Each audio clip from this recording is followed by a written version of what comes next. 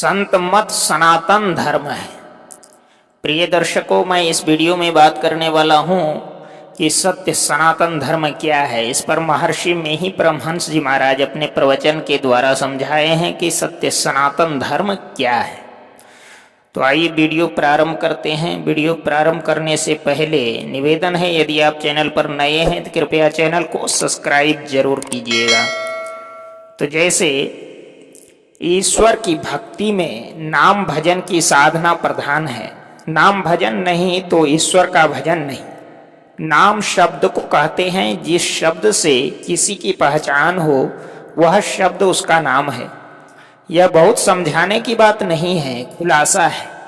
शब्द भी दो प्रकार के होते हैं। एक शब्द जो हम लोग इस धरातल पर, इस वायुमंडल में, इस संसार में बोलते हैं और सुनते हैं, यह अनित्य शब्द है। ईश्वर के नाम के विषय में अच्छी जानकारी होनी चाहिए। शब्द ही नाम है, इसलिए शब्द के विषय में ठीक ठीक जानना चाहिए। शब्द दो तरह के होते हैं, नित्य और अनित्य। इस भूमंडल पर, आकाश मंडल में जो शब्द सुनते हैं वह अनित्य शब्द है। इसको आकाश का गुण कहते हैं। बिना आकाश के यह शब्द नहीं हो सकता। लेकिन यह स्थूल आकाश जब तक है तब तक इसके अंदर के शब्द विद्यमान रहते हैं।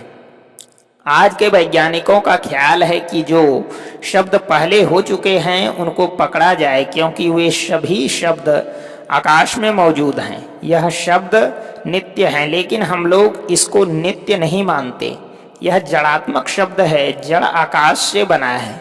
जब तक यह आकाश है तब तक वह शब्द हैं। इस आकाश के प्रलय होने पर वह शब्द भी नहीं रहेगा, इसलिए उसको अनित्य शब्द कहते हैं।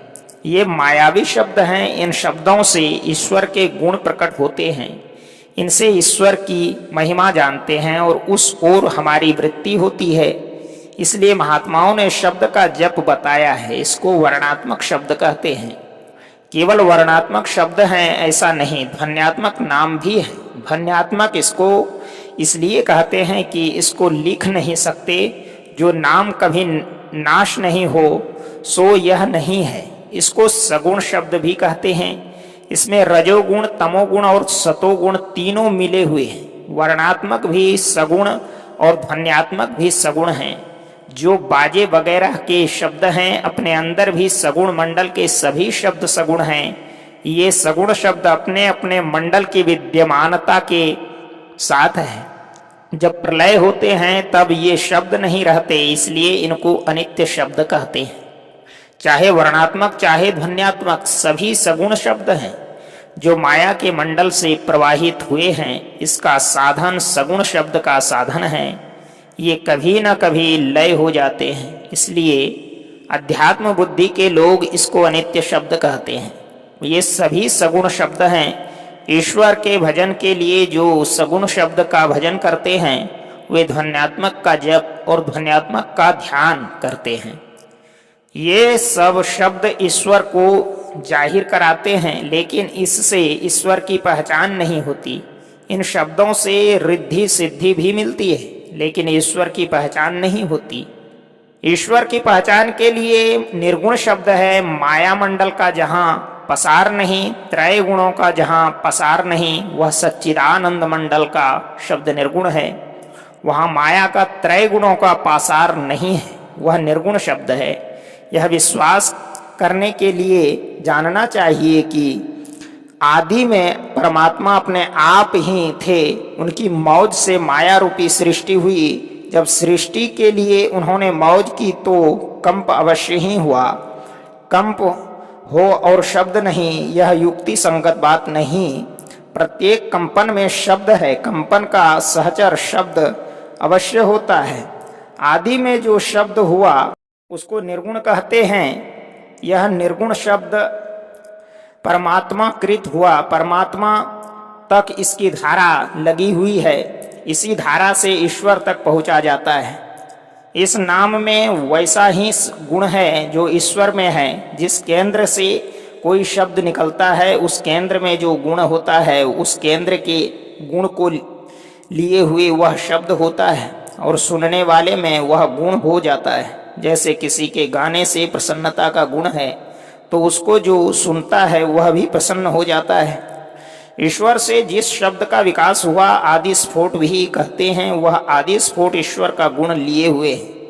जिसने उसको पहचान लिया है तो उसमें भी ईश्वरीय गुण आ जाता है। इसलिए परमात्मा को जानने वाला जानत तुम्हें तुम्हें होई जाई हो जाता है, उसमें वही शब्द शक्ति आ जाती है। निर्गुण नाम को बहुत कम लोग जानते हैं। निर्गुण नाम तो क्या, ध्वन्यात्मक नाम को भी बहुत कम लोग जानते हैं।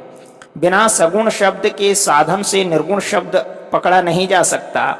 नाम जब सगुण शब्द है, अपने अंदर के सगुण मंडलों के शब्द सगुण है। स्थूल सूक्ष्म कारण महाकारण ये चारों जड़ मंडल हैं।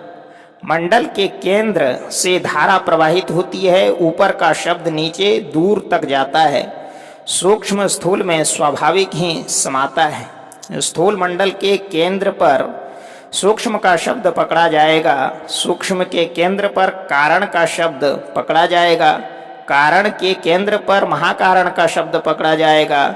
जो साधक भजन करेगा बढ़ते बढ़ते महाकारण के केंद्र पर पहुँचेगा, वहीं पर वह निर्गुण शब्द को पकड़ेगा। वह शब्द सर्वव्यापक है लेकिन पहचान नहीं होगी। यही निर्गुण शब्द ईश्वर तक है, ईश्वर से प्रवाहित है और ईश्वर तक पहुंचाता है। इसीलिए निर्गुण निर्मल नाम है। अवगत नाम अवंच, नाम रते सो धनपति और सकल प्रपंच। संत गरीबदास जी ने कहा है, इसी निर्गुण नाम से ईश्वर की पहचान हो जाती है। अमृतनाद उपनिषद में लिखा है, घोषम अव्ययन चो अमस्वरं च अतालुकंठोष्ठमनासिकं च यत् अरेफ जातमुभयोष्ठवर्जितं यदक्षरं न क्षरते कदाचित। यह आदि शब्द है, इसी के लिए संत कबीर साहब ने कहा है, आदि नाम पारस है मन है मैला लोहो, परसत ही कंचन भया छूटा बंधन मोह। इसी से ईश्वर की पहचान होगी। संतों को जब इसका प्रत्यक्ष ज्ञान हुआ तो उन्होंने लोगों को इसका ज्ञान दिया। गोस्वामी तुलसीदास जी की रामायण में है, बंदौ राम नाम रघुबर को, हेतु कृषानु भानु हिमकर को। राम में रकार का आकार और मकार है, कृषाणु में रकार नहीं रहे तो उसका अर्थ अग्नि नहीं होगा। भानु में आकार नहीं रहे तो उसका अर्थ सूर्य नहीं होगा, और हिमकर में म नहीं रहे तो उसका अर्थ चंद्रमा नहीं होगा। यह निर्गुण राम नाम है, उपमा रहित है, गुणों का भंडार है। त्रय गुणों का भंडार भी यही है। मनुष्य भाषा में इस निर्गुण नाम को ओम कहते हैं। ध्वन्यात्मक नाम को और वर्णात्मक नाम को भी जानिए। वर्णात्मक नाम बहुत है, ध्वन्यात्मक नाम भी बहुत हैं, लेकिन निर्गुण नाम एक ही है। जैसे कावेरी, गोदावरी, ब्रह्मपुत्र आदि नदियां जब समुद्र में मिल जाती है तो केवल समुद्र का ही शब्द रह जाता है, इसी तरह सब नाम निर्गुण में मिल जाते हैं। सकल नाम जब एक समाना, तब ही साध परम पद जाना।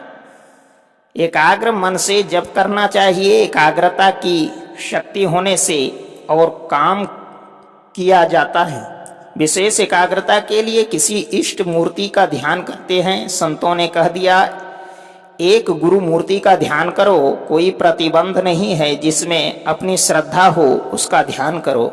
मूर्ति ध्यान में अनेक लकीरें हैं, एक लकीर में कितने ही बिंदु हैं। बहुत से बिंदुओं, बहुत सी लकीरों और बहुत से अंग प्रत्यंगों के योग से मूर्ति बनती है, लेकिन केवल एक ही एक रह जाए, इसके लिए बिंदु ध्यान है। बिंदु ध्यान में पूर्ण सिमटा होता है। जिस मंडल में पूर्ण सिमटा हुआ उस मंडल से उसकी गति और आगे हो जाएगी। अचर चर रूप हरि सर्वगत सर्वदा होने के कारण बिंदु भी ईश्वर का रूप है। बिंदु रूप को देखने से पूरी शांति मिलती है, अन्य रूपों में यह शांति नहीं मिलती। हाथ पैर वाले भगवान होते हैं और बिना हाथ पैर के भी भगवान होते हैं। यदि बिना हाथ पैर के भगवान नहीं हो माने जाते तो शिवलिंग में, शालिग्राम में अंग प्रत्यंग हाथ पैर कहाँ हैं? फिर इसको भगवान कैसे मानते हैं? बिंदु को ईश्वर रूप मानना यह कोई अंधविश्वास नहीं है, क्योंकि जो सब में रहता है वह बिंदु में भी रहता है, इसलिए बिंदु भी उसका रूप है। इसमें पूर्ण सिमटा होता है, इससे अंदर में प्रवेश होना होता है, स्थूल से सूक्ष्म में, बाहर से भी भीतर में प्रवेश होना होता है। यहाँ सूक्ष्मनाद ग्रहण होता है। यह ईश्वर उपासना की विधि है। इसी विधि से सब लोग उपासना करें। मैं न तो राम भजने के लिए मना करता हूँ, न कृष्ण भजने के लिए, और न देवी भजने के लिए मना करता हूँ। पंच पापों को करने के लिए मना करता हूँ। ईश्वर का भजन करो, पाप क्षय हो जाएगा। गुरु, ध्यान, सत्संग और सदाचार, ये चार चीजें मिलकर संत मत है। संत मत सत्य के साथ है, असत्य के खिलाफ है। यह पुरानी से भी पुरानी बात है। असल में यही सनातन धर्म है। कोई कहे कि सनातन धर्म में बिंदु उपासना, नाद उपासना नहीं है, मूर्ति ध्यान नहीं है, जप नहीं है, कहें जो नहीं जानते हैं वे बिंदु ध्यान और नाद ध्यान का नाम सुनकर नया समझते हैं। यह भजन नित्य करो, मनुष्य के अतिरिक्त नीच योनि में नहीं जाने देगा। यह भक्ति का बीज है। यदि ऐसा नहीं होता तो नाभादास, रविदास आदि कैसे संत होते। भजन नित्य करो। भजन का संस्कार अपने में लगाना बहुत प्रकार के भय से बचाता है। योग महाभय से बचाता है। योग के आरंभ का नाश नहीं होता, जन्म जन्मांतर पीछे करते हुए अंत में मोक्ष दिलाकर ही छोड़ता है। तो प्रिय दर्शकों, इस वीडियो में इतना ही। तो वीडियो में आप समझ गए होंगे कि सत्य सनातन धर्म क्या है।